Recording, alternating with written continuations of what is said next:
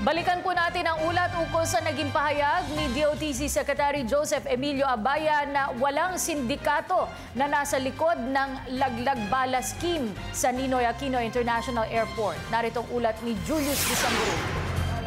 Dahil sa takot sa laglag bala, naabutan ng PTV News ang lalaking ito na binabalutan ng masking tape ang kanyang dalang bag. Kasi nilalagay nila ng bala, kahit walang bala.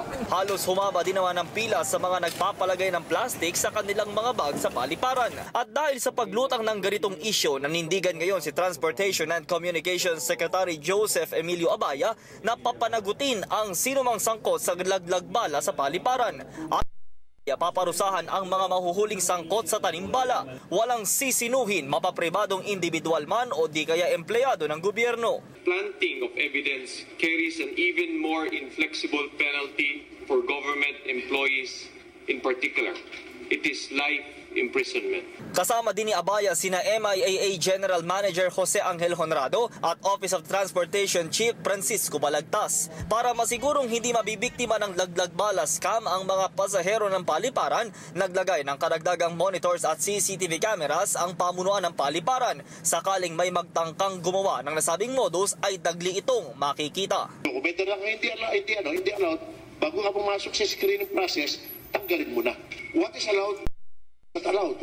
And also mentioning pertinent laws, pertinent executive orders, pertinent instructions from the Philippines and other countries on what should be avoided for passengers to bring. Ipinaliwanag din ng DOTC ang seryosong pagpapatupad ng mga ammunition laws dito sa bansa, gaya ng mga batas sa mga paliparan abroad. Sa labas pa nga lang ng paliparan, bubungad na agad sa mga pasahero ang mga babala na huwag magdala ng mga ipinagbabawal na gamit tulad ng firearms at explosives. Siniguro din ng ahensya na hindi ito makakaapekto sa mangyayaring Apex Summit sa darating na Nobyembre 17 hanggang 20. Medyo mahirap sabihin na sindikato ito. Una, walang ebidensya pa rin.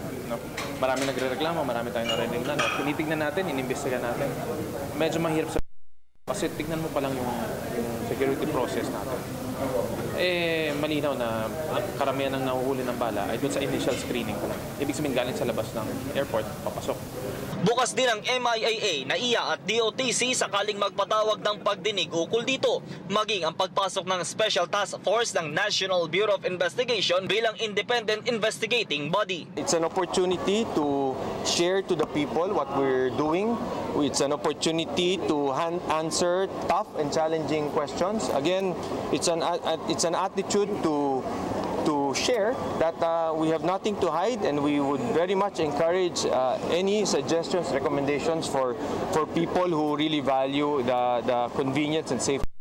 Samantala, mismong sina Abaya ang nanguna sa inspeksyon sa paliparan, lalo na sa mga X-ray machines. Ang pagdaan sa mga X-ray machine ang siyang itinuturing na isa sa pinakaimportanteng paraan dahil dito sinasala o sinisilip ang mga bagahe at malaman kung ito ba'y may lamang ipinagbabawal na gamit.